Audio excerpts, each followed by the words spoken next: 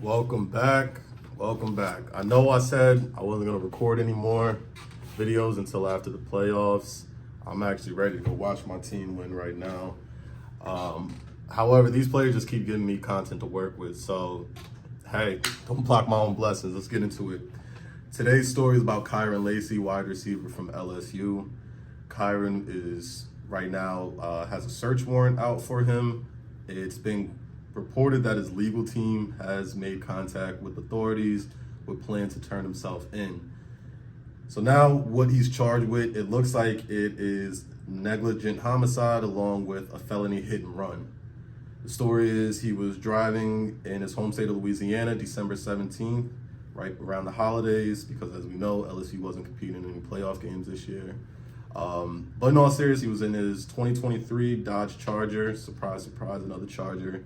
And it looks like he was overtaking another passenger or another driver in a no passing zone. And as he was attempting to pass that car, he was set to come head on with a pickup truck. The pickup truck dodged him. However, there was a driver behind the pickup truck who wasn't as lucky. That driver also tried to dodge Lacy, and doing so ended up driving into the opposite lane and going head on with the original car Lacy was trying to pass. The driver that died is a 78-year-old Marine veteran, which I think is just adding that much more onto what's going to be a very, very bad situation for Kyre and Lacy. Now, initially when I heard the story, I thought of Rashee Rice, the receiver for Kansas City Chiefs. Last year after the Super Bowl, probably within like 2-3 months, it was reported him and his friends were racing actually in Dallas, and their Lamborghini and their Corvette, they caused an actual pylon, and then they just fled the scene. The whole thing was caught on tape, so they really had to turn themselves in. They didn't really have a choice. But I think the two major differences in this situation, which is why I think it's going to end a little bit differently for them, is one with Rashee Rice. The people that were involved walked away with minor injuries. Rashee Rice also has a man by the name of Roger Goodell in his corner, who, as we've seen over the years, will do whatever necessary to keep the show going. Rashee Rice isn't completely off the hook. With him, his legal charges and proceedings just got pushed off until this upcoming offseason. So we still will see how that plays out. My guess is it will be a lot more fines and such paid, as well as him having to pay restitution to victims and things of that sort.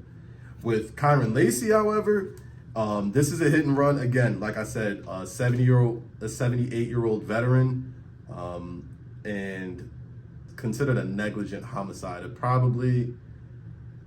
It looks like that charge, based off these reports, are going to end up sticking, and it doesn't help the fact that you ran. I can speak as someone who is a victim of a hit and run, as well as someone who's worked with first responders over the years. If there's one thing that is 1,000% guaranteed to make the situation worse, is to run. Accidents happen every day. People get upset. It is what it is. We get over it. Insurance, that's what they're there for. But when you run, and then on top of that, in this specific case, the incident happened the evening of December 17th. 2 days later, December 19th, this guy declares for the NFL draft. And here it is now, January 10th, and it's reported that you plan to turn yourself in. So we're talking about almost a month goes by. You have to spend the holidays with your family and everything. It's really going to be hard, in my opinion, not from a legal expert, but as someone who has been part of a jury before. It will be very hard to convince me that you have remorse in this situation. There's not really much advice I can give from a legal standpoint. Just as a human, we all make mistakes, but something like this, I just don't understand how you can keep driving. Like, you know you caused an accident, you hear it, and I get the fact that you're young, you can be in shock, you can be panicking. I personally believe him declaring for the draft so soon is part of that shock, that panic, that let me get out of here, get some money, try to clean this up. But let him be a lesson moving forward. And I honestly do believe that, unfortunately, they will make an example out of him. When you look at the Henry Ruggs scenario from a few years ago with the Raiders, to then the Rashee Rice, to then Kyre and Lacy, I think they're going to make an example. Not because football players are any unique from other athletes who buy supercars and may get in accidents. However, this is something that's starting to show a pattern that we've been seeing the last 3 seasons. And if anything we can guarantee and point to in the past is that the NFL is going to protect their brand. And this guy is someone who plans to be a part of the brand. If that is still going to happen, we'll see. However, I do think that this won't go unchecked, and they'll definitely come at him with everything that they got.